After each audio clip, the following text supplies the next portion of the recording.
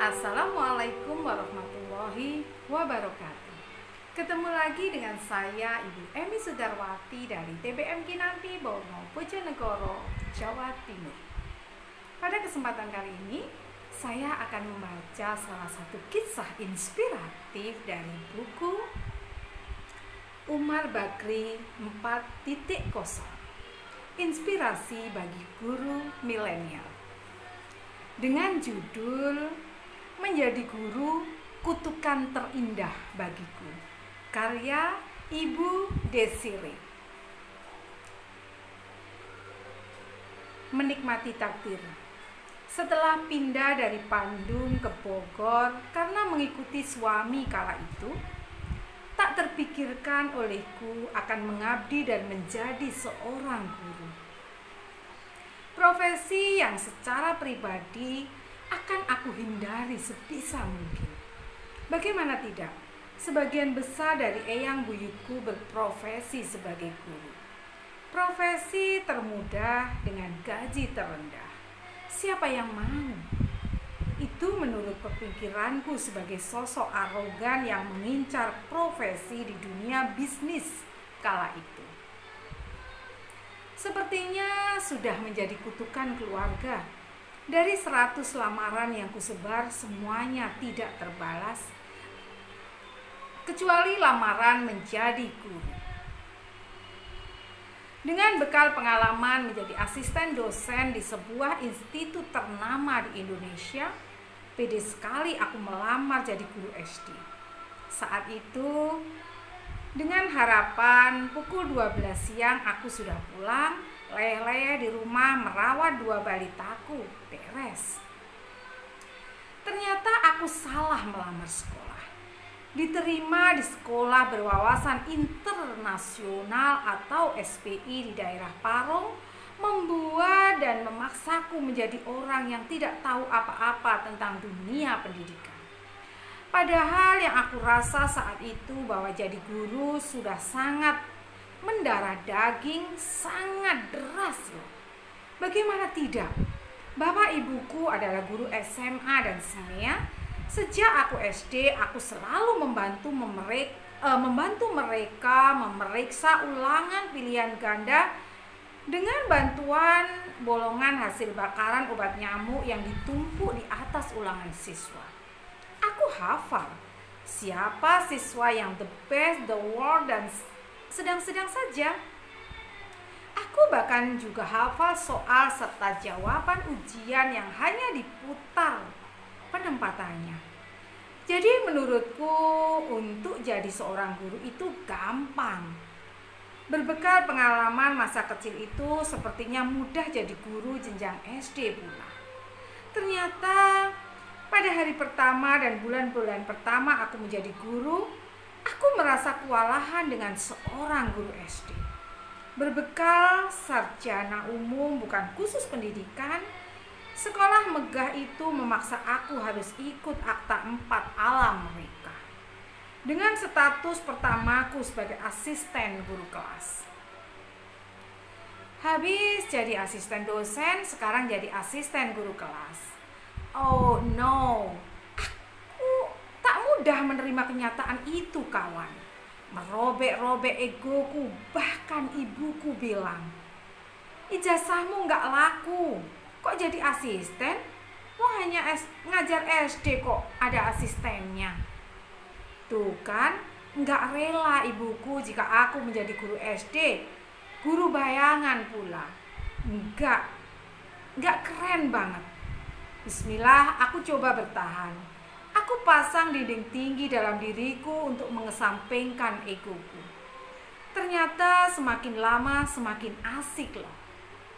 Dan kok aku jatuh cinta dengan celotehan anak-anak mungil tak berdosa itu. Hatiku luluh mendengar rengean lucu anak-anak kelas 2 SD. Cerita mereka yang seru, jujur, dan kemanjaan mereka yang begitu polos. Belum lagi cinta mereka kepada gurunya yang begitu tulus. Ah, mana tahan. Mereka memenjarakan hatiku di sini. Tidak.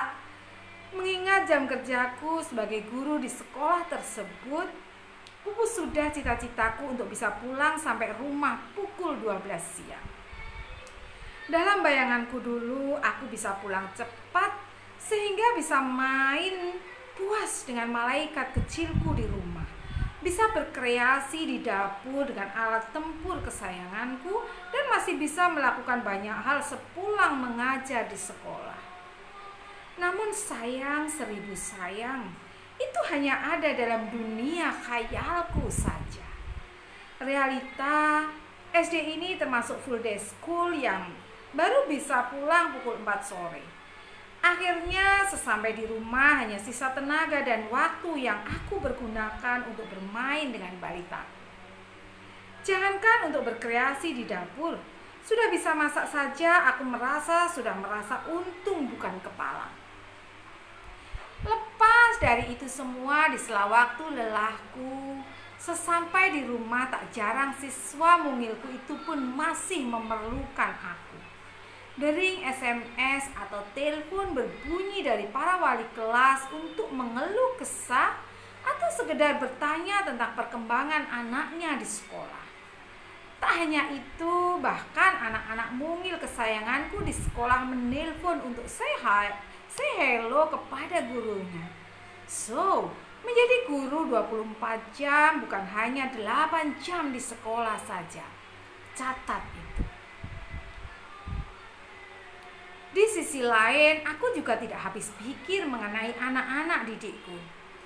Mereka berdomisili di Jakarta, jumlah mereka tak sedikit, yaitu kisaran 80 sampai 90% dari jumlah total siswa. Sementara sekolah ini terletak di Parung, ujung Bogor. Iya, Bogor. Jadi makhluk mungil itu harus berangkat pagi buta agar sampai di sekolah pukul 7.30. Mereka melewati 3 provinsi setiap harinya. Berangkat dari Jakarta, kemudian melewati sedikit bagian provinsi Banten dan bersekolah di wilayah Jawa Barat. Terbayangkan bagaimana perjuangan mereka. Mereka pergi pagi dan pulang petang untuk mengukur jalan yang membentang layaknya pegawai kantoran. Aku pernah mengintip perlengkapan di mobil-mobil pribadi mereka. Ada berbagai jenis snack, minuman dingin di kulkas kecil sampai bantal, guling dan selimut, seperangkat alat perang siswaku.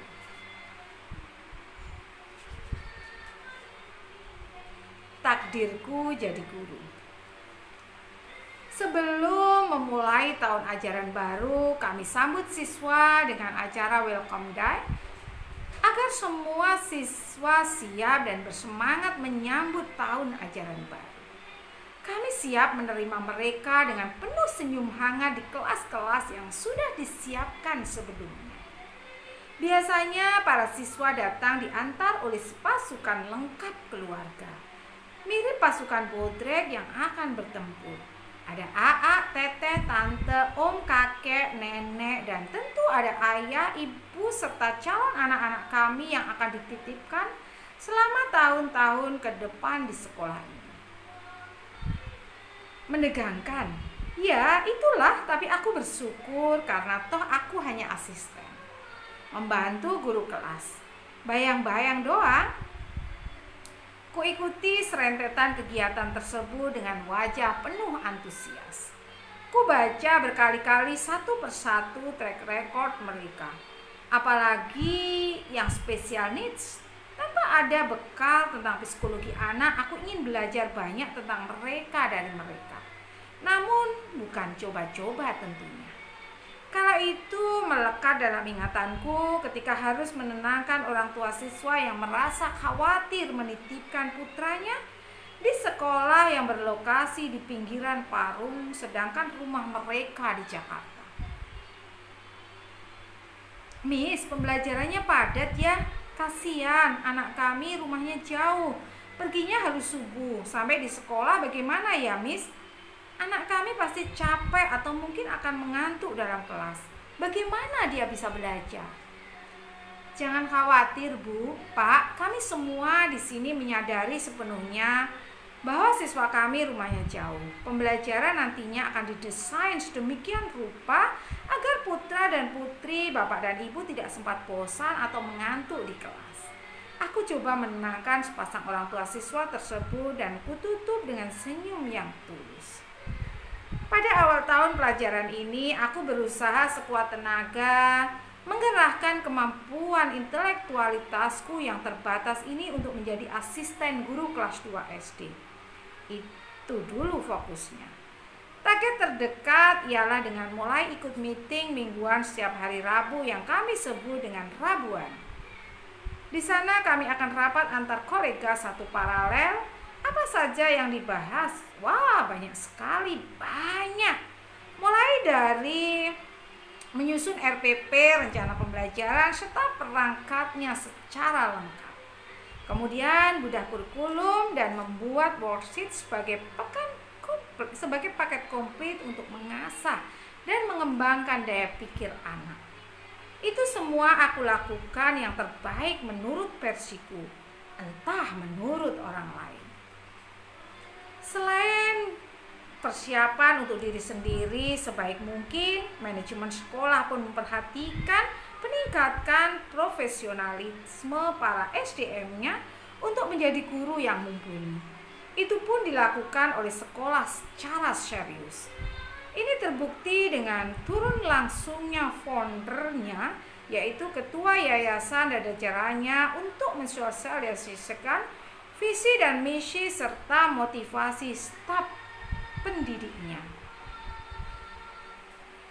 Tak hanya itu, untuk performa fisik seperti urusan padu padan baju, warna baju yang sesuai, didatangkan peragawati terkenal Ratih Sang, seorang peragawati top untuk memberikan materi workshop untuk kami.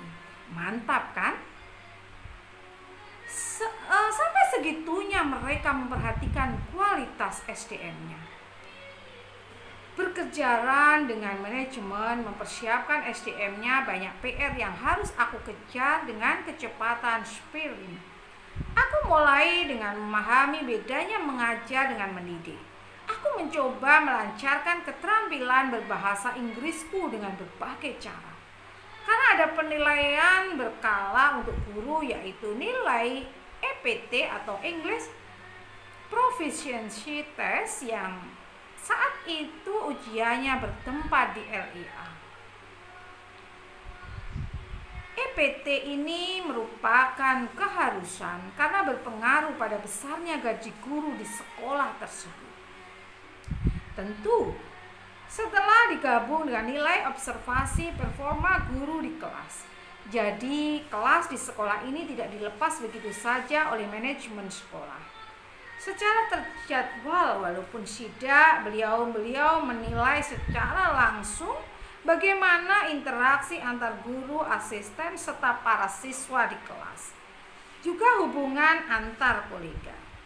Tidak hanya itu, bahkan orang tua, wali murid pun bisa memberikan masukan kepada pihak manajemen. Semata-mata untuk meningkatkan kompetensi dari guru itu sendiri. Seru ya? Namun waktu itu lebih banyak derdeknya daripada excited. Karena mereka waktu itu bahwa semuanya itu adalah tuntutan, bukan kebutuhan. Setelah digodok di kawah condro di muka, maaf lebay dikit ya. Untuk mendapatkan akta 4 ala SBI, kami guru jadi-jadian diresmikan menjadi guru beneran. Senengnya. 1 semester berlalu, aku mendapatkan promosi untuk bisa menjadi guru kelas.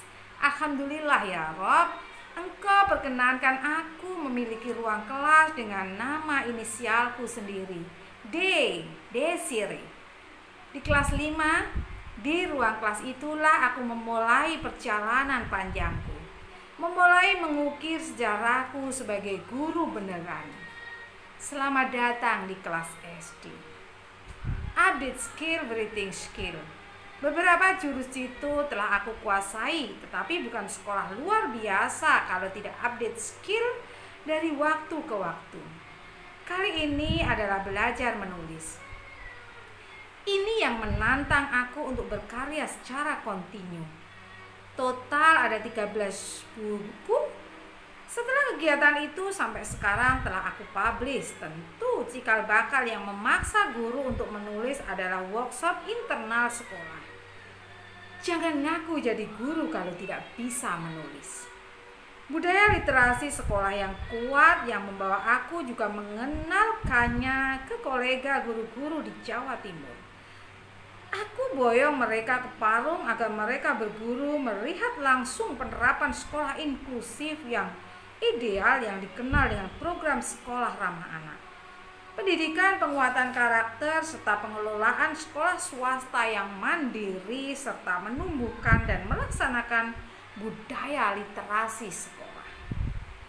Mendidik anak sendiri. Tak terasa setelah 6 tahun aku mengabdi di sekolah ini sebagai guru, aku berhak menitipkan anak sendiri untuk bersekolah di sini. Ku persiapkan dan aku dampingi anakku untuk menjadi seorang siswa mandiri, rajin dan gigih belajar. Terbukti setelah lulus dari sekolah jenjang SD dia memiliki kemampuan berbahasa Inggris yang mumpuni. Kesibukan yang padat dan mandiri selama mengikuti kegiatan pembelajaran di SD, aku membentuknya agar menjadi pribadi yang mudah beradaptasi ketika dia kuliah di luar kota serta skill musik yang terasah. Kebetulan anakku memiliki alat musik biola yang diteruskannya dengan mengambil kursus di luar sekolah. Pernah dia menjadi guru privat biola. Ya, aku ingin kelak anak-anakku punya hobi yang bisa dijadikan sebagai sumber pendapatan tambahan. We are blessed. Bermanfaat lebih luas. Aku ingin mengepakkan sayap, ingin bermanfaat lebih luas lagi dengan bergabung di suatu NGO yang konsen tentang pendidikan. Aku buktikan bahwa aku guru yang bukan hanya jago kandang. Bersama guru-guru lain dan ANPS ternama di Indonesia, aku menjadi trainer pendidikan. Siswanya ya guru-guru seantero Indonesia. Semua budaya sekolah SPI itu aku terapkan di modul-modul training yang aku dan teman-temanku kembangkan. Hasil belajar untuk meningkatkan kompetensi di sekolah tersebut sangat membantuku untuk menularkan ilmu dan keterampilan. Pengalamanku dari menjadi guru jadi-jadian sampai menjadi guru beneran, aku share komplit dengan tip and triknya. Jauh sebelum K13 diperlakukan di sekolah itu sudah mengimplementasikan sistem konsep tersebut. Bayangkan, 12 tahun lebih cepat. Visioner adalah kata yang paling tepat untuk SBI itu. Keren kan? Project based learning, penelitian tindakan kelas, pendidikan inklusi, sekolah ramah anak adalah bukan sesuatu hal yang baru lagi bagiku. Mind map itu juga mendasari setiap pemrograman atau perencanaanku. Mungkin yang paling seru adalah diwajibkannya display hasil karya siswa yang dipajang di kelas. Karena berdampak sangat dahsyat, di sekolah display adalah persoalan yang mendapat perhatian secara serius. Setidaknya itu menurutku. Kenapa? Karena hampir setiap tahun display di kelasku selalu menjadi karya yang paling kreatif. Demikian juga dengan hasil portofolio siswa, itu juga hal yang menarik. Bagaimana cara membuatnya? Apa saja karya siswa di dalamnya dan lain-lain adalah kesibukan yang mengasihkan bagiku untuk diserahkan dengan bangga kepada orang tua siswa. Dan orang tua siswa pun kagum melihat hasil pekerjaan anaknya. Dengan senang hati, pengalaman tersebut kubagikan kepada guru-guru yang masih harus dimotivasi lebih lanjut dalam mengimplementasikannya. Rekan-rekan guru pun merasa terbantu dengan itu karena menambah ilmu bagaimana menerapkan K13 lebih lanjut. Di tempat baru tersebut, aku memacu diriku untuk menguasai ilmu komunikasi. Ilmu ini juga yang aku ambil untuk gelar masterku, project management, untuk menjalankan proyek secara efisien. Manajemen people untuk bekerja dengan berbagai komunitas di luar sana. Masih kusisihkan waktu untuk menulis, kuikuti pengembangan diri dengan terus mengikuti seminar serta workshop baik di dalam maupun di luar negeri. Satu lagi yang penting untuk berkarir atas nama pribadi yang harus dikuasai, yakni teknik menjual diri. Sebagai seorang guru murni, aku melupakan tugas yang satu ini, promosi jam terbang serta mempublikasikan sehingga khalayak dapat mengenal kita secara personal. Bukan menjadi fokus karirku pada saat itu. Aku juga menganut paham sangat berbahaya apabila beramal tanpa ilmu, sehingga aku mewajibkan diri untuk mempelajari sesuatu hal yang baru sampai kapan, kemudian baru mengamalkannya. Ingin rasanya melanjutkan kuliah sampai tingkat doktoral, namun aku harus menahan diri karena harus memberikan kesempatan kepada kedua anakku untuk meneruskan pendidikannya sebagai bekal menjadi dewasa dan kelak menjadi panutan bagi anak-anak mereka. Desi, sabar ya, kelak waktunya akan tiba. Tidak mudahnya membangunkan orang Indonesia. Pengalaman sebagai guru membuat aku empati kepada guru-guru di seluruh pelosok tanah air untuk bangun dan mau mengejar ketinggalan terhadap pembelajaran di era milenial ini. Oh iya, di akhir hidupnya almarhumah ibu sudah menerima kenyataan, bahkan bangga bahwa anaknya punya passion yang sama di dunia pendidikan. Meskipun ibu sudah sepuh, beliau buktikan sampai umur 81 tahun di akhir hayatnya, ibu masih aktif bergulat di sekolah. Meskipun ibu kesulitan untuk mengoperasikan komputer, tapi beliau adalah teladan yang luar biasa bagiku, keluarga, serta masyarakat sekolahnya. Waktu beliau meninggal pun yang melayat banyak sekali muridnya yang berdatangan. Mereka menceritakan betapa harum dan mulia serta tulusnya tugas ibuku sebagai guru. Menurut mereka, ibuku tidak hanya mengajar di kelas, namun juga mengajar tentang kehidupan. Episode demi episode mereka hafal, padahal sudah berlalu 20-30 tahun lamanya. Ibu jadi teladan bagaimana menjadi guru dari seorang murid selama hidupnya. Terharu, aku ingin meneladani ibu agar bisa menjadi guru untuk para siswanya sepanjang hayatnya. Setelah hati siswa waktu mendidiknya, ajarkan keterampilan hidup dan anak akan menjadi guru sepanjang hidupnya. Visioner. Apa syaratnya? Berwawasan jauh ke depan sehingga harus memiliki strategi yang tepat, dapat membaca dan merangkap peluang yang datang, kemudian menyinergikan dalam pengimplementasiannya. Jadi guru harus cerdas, banyak membaca, kreatif, dan inovatif. Sekolah wajib menciptakan suasana yang kondusif. Pimpinan yang cepat tanggap dan mempunyai solusi di setiap situasi. Karena kreatif dan inovatif, seorang guru bisa menular, akan sangat luar biasa mengimbas ke guru yang lain. Komunitas sekolah, siswa, serta masyarakat sekitar sudah saya uji dan buktikan, tinggal Anda untuk mau menerapkan. Top up positioning. Kembali ke pengembangan diri secara positif, mungkin tips manjurnya tidak banyak, yaitu pertama, komunikasikan dengan baik benar siapa Anda melalui media sosial. Media massa atau aplikasi yang Anda pilih, pastikan semua komunitas Anda mengikuti aplikasi tersebut. Pilih hanya berita yang positif dan bermanfaat yang Anda upload. Tag semua kolega atau komunitas yang terkait dan mendukung Anda serta yang akan berkomentar positif. Semua kegiatan yang berhubungan dengan karir atau yang akan memperkuat karir Anda bisa menjadi konten materi.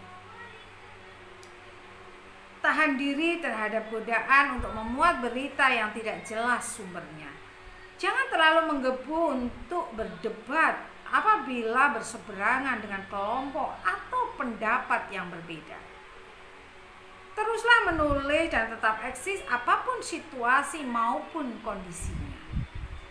Abaikan jumlah yang like, yang penting info positif tentang Anda sudah disebarkan.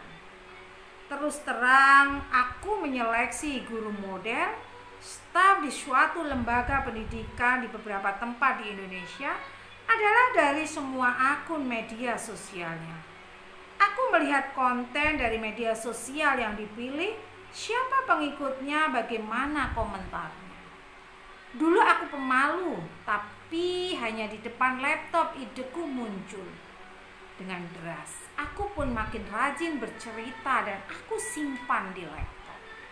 Aku juga senang menjadi orang yang berbeda dalam hal yang positif dari orang lain di komunitasku. Aku tidak mau menjadi seragam, tampil beda in positive way. Punya keterampilan lain akan menonjolkan pribadi dan karakter siapa kita. Ada baiknya tidak membiasakan diri untuk curhat di medsos karena ada undang-undang ITE yang siap menjerat karena kesalahan jari kita. Bijaksana dalam mengelola semua akun kita hanya untuk mengingatkan bahwa foto, gambar, karya yang beredar adalah milik seseorang. Apabila kita ingin memakai atau mencuplik kisah, pastikan sudah izin atau mencantumkan sumbernya.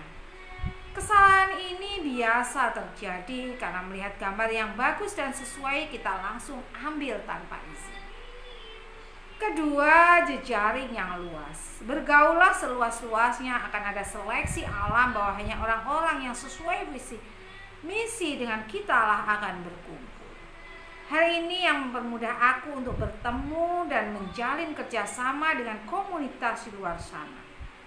Anda akan merasa sempitnya dunia pendidikan karena dimanapun Anda berada akan bertemu salah satu atau beberapa orang yang ada di lingkaran dunia pendidikan.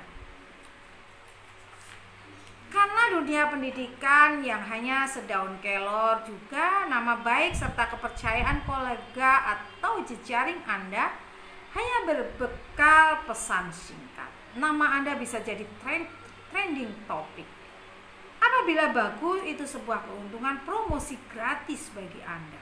Namun apabila sebaliknya akan susah menumbuhkan kepercayaan pada diri Anda.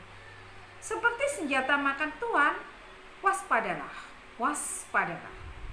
Hal ini pernah aku alami saat menjadi guru kelas di sebuah sekolah internasional. Waktu welcome day, ada seorang orang tua murid yang sudah cukup senior nampaknya dengan sangat sopan bertanya padaku, "Maaf, Anda lulusan apa? Sudah lamakah menjadi guru?" Kan enak ya kalau menjawabnya alumni dari sekolah yang terkenal dan pernah mengajar di institusi yang semua orang Indonesia kenal. Track record pegang peranan di sini. Hal ini juga yang membawaku menjadi konsultan pendidikan untuk perusahaan migas terbuka dan terbesar di dunia. Kalau sudah membuat jejaring yang baik, peliharalah hubungan baik tersebut. Aku merintis penulisan buku sejak selesai mengikuti workshop internasional menulis di sekolah. Karena baru dalam hal tulis menulis dan belum punya nama, Aku ingin Pak Komarudin Hidayat berkenan membuat semacam testimoni gratisan sebagai pengantar buku saya. Alhamdulillah Bapak berkenan untuk membuatkannya untuk buku perdanaku. Mungkin karena faktor ini itu juga KPK merekrutku menjadi penulis buku pegangan pendidikan anti korupsi untuk jenjang SD. KPK memilihku karena aku seorang guru. Dan setelah pengalaman itu, pintu terbuka lebar untuk menjadi penulis konten pendidikan. Ketiga, tidak pernah berhenti belajar dari siapapun atau dari apapun, dari manapun dan kapanpun. Punya level kesongongan yang tinggi seperti itu harus punya strategi dalam menyerap ilmu dari sekeliling kita. Caranya dengan mengosongkan cawan pikiran kita terlebih dahulu agar dapat memasukkan ilmu yang lain. Sumbernya bisa dari teman sejawat, siswa, orang yang lebih muda, alam sekitar, bahkan dari perilaku binatang yang kita temui sehari-hari. Membuka diri terhadap informasi, lebih fokus terhadap konten materi daripada siapa yang mendeliver materi tersebut. Keempat, selalu perbaharui CV Anda. Kepoin seminar atau workshop yang online maupun offline, apalagi yang gratisan, bisa menambah pengalaman di deretan CV Anda. Kelima, jadi pembelajaran sepanjang hayat. Aku senang belajar tentang apapun yang bermanfaat meskipun tidak ada hubungannya dengan profesi keguruan. Karena di balik dunia pendidikan ternyata banyak keseruan di mana melibatkan serta bermanfaat dan memberdayakan bagi orang banyak. Misalkan tentang community development. Program yang tertuang dalam community development ada yang namanya pengembangan desa wisata yang konsepnya dibangun oleh masyarakat. Mendampingi mereka untuk mengolah kekayaan serta potensi desa akhirnya menjadikan desanya mandiri secara ekonomi. Selain itu, konservasi alam dan lingkungan juga aku dalami. Pada waktu aku bekerja di Kalimantan dengan alam yang keras, bagaimana menghormati pemberian alam beserta flora dan fauna, mengelola dan memelihara sekaligus melestarikan lingkungan. Jadi belajar apapun itu seru. Ilmu yang lain yang menarik perhatianku misalnya e-learning. Semuanya menjadi serba digitalisasi, itu juga menarik perhatianku. Apalagi Mendikbud yang baru Mas Menteri zaman milenial tentunya akan berimbas sampai ke sistem kurikulum sekolah serta pembelajaran di kelas. Aku harus siap belajar. Keenam, dokumentasikan saat itu juga atau momen tersebut berlalu. Ini bukan hanya dalam bentuk foto, tetapi dokumentasikan semua yang terjadi, bisa dalam bentuk rekaman, tulisan, atau dalam bentuk apapun dalam pengabdian setiap momen. Jangan mengandalkan daya ingat kita yang terbatas. Terakhir, jangan menunda agar kita tidak kehilangan suatu momen yang berharga. Hal ini seperti kejadian pada waktu di sekolah wawasan internasional itu, manajemen sepertinya punya hobi baru. Pada saat itu memberiku tantangan demi tantangan. Kali ini cucu dirjen pendidikan dimasukkan ke dalam calon siswaku yang pada tahun itu sudah 4 kali pindah sekolah karena dirasa tidak cocok. Padahal aku jadi guru di kelas 5. Weni, Bu. Acara perkenalan mulus, namun pada saat PTI Parent Teacher Interview, sehari setelah siswa mendapatkan rapot naratif dan angkanya. Pada saat itulah para guru harus mempertanggungjawabkan rapot yang sudah guru kata-katai. Glek, Bu Desi, kami kembalikan rapot angka dan narasi anak kami. Maaf, sepertinya narasi yang Ibu buat sama sekali tidak menggambarkan anak kami. Anak kami tidak semanis gambaran di rapot narasi itu. Entah Ibu copy paste atau dari mana. Duh, untungnya aku punya buku kondektur, catatan kecil yang terjadi pada setiap anak, setiap mapel, setiap hari. Jadi jarang sekali atau hampir tidak pernah aku copy paste narasi siswa satu ke dalam raport narasi siswa lain. Ini juga atas saran manajemen waktu itu. Untungnya aku patuh untuk mengikuti saran tersebut. Jurnal refleksi adalah nama kerennya. Silahkan Bapak dan Ibu bertanya bagaimana yang membuat ragu. Tantangku ada semua kok, tertulis tanggal serta kejadiannya. Usut punya usut, ternyata di sekolah-sekolah terdahulu belum ada guru yang memberikan pujian atau komentar yang positif. Baru aku yang melakukan deskripsi positif untuk menilai anaknya. Deskripsi positif seorang guru yang berhasil membuka sisi baik si anak, sehingga membuka mata orang tua untuk sadar akan sisi positif anaknya.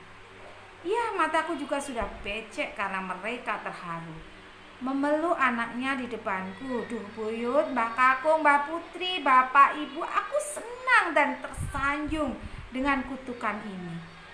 Lanjutkan saja kutukannya. Jurnal refleksi. Jurnal refleksi perangkat pembelajaran yang terabaikan.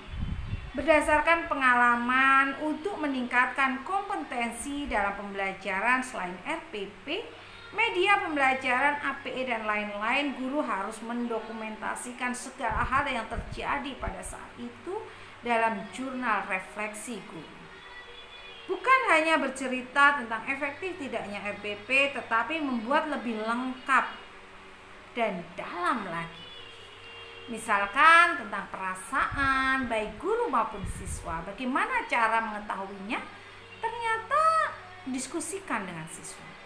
Tuliskan apa yang menjadi masalah atau ketidakefektifan pembelajaran tadi. Tindakan apa yang akan dapat membuat pembelajaran menjadi lebih baik, rancang strateginya. Amati satu persatu siswa bagaimana mereka menghadapi pembelajaran. Catat nama siswa, hari, tanggal, serta waktunya. Kalau ada data tambahan, misalkan hasil ujian, nomor yang susah diselesaikan, kosakata baru dan lain-lain, berguna untuk dijadikan sebagai best practice ataupun PTK. Best practice. Ada seorang guru Jepang di Jawa Timur yang menerapkan jurnal refleksi dengan sangat bagus.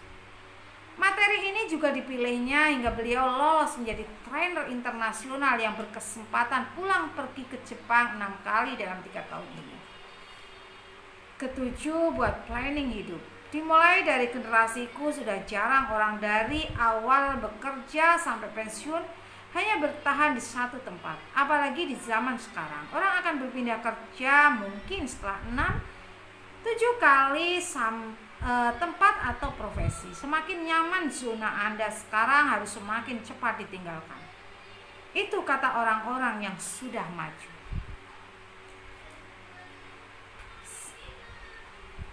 Bagi aku sendiri, ini adalah tempat kerja yang ke-12 dalam aku berkarya.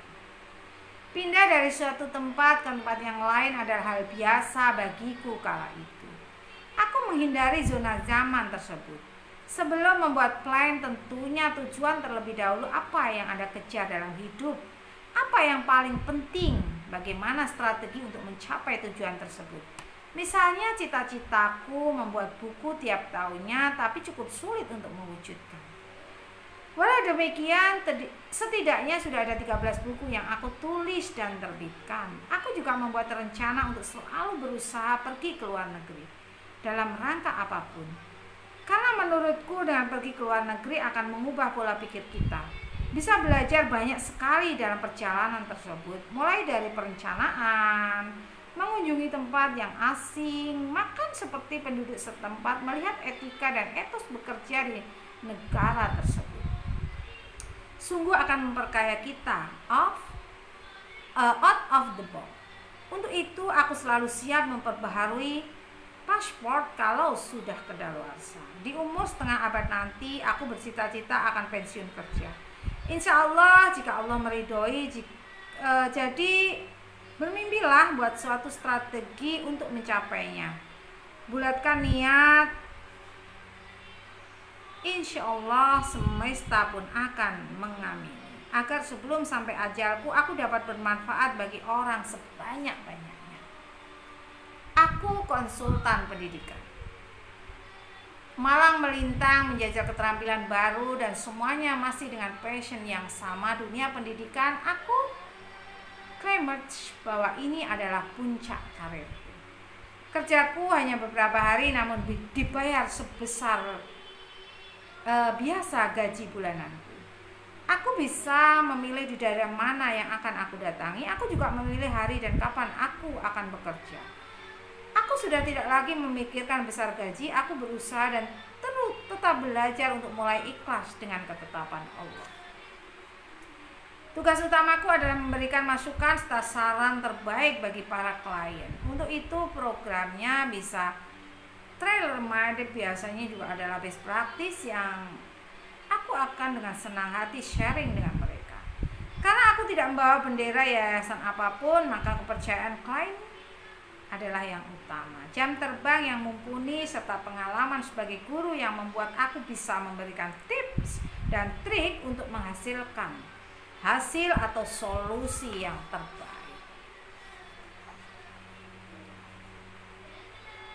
Jadi teman, benar kata orang, apabila Anda bekerja dengan sebaik-baiknya, maka bukan Anda yang mencari pekerjaan, namun pekerjaanlah yang akan mencari Anda. Alhamdulillah, ini semua karena kutukan terindah dalam hidupku, ditakdirkan menjadi seorang guru. Intermezzo, anak saya nggak mau pindah ke Korea, padahal papanya sudah di sana.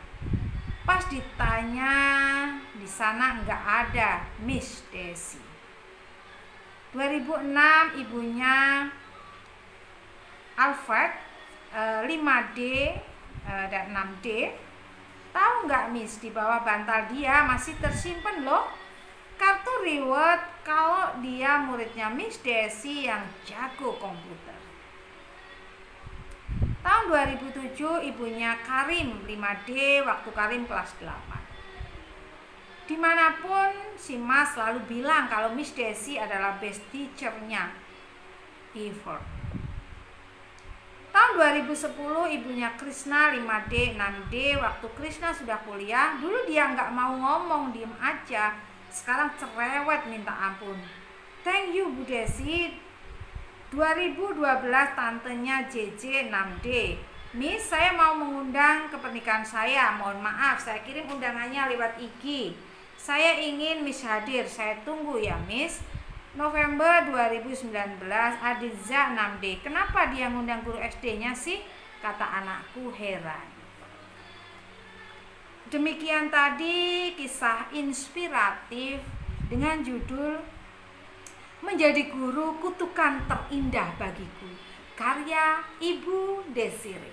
Salah satu kisah inspiratif dari buku Umar Bakri 4.0, Inspirasi bagi Guru Milenial.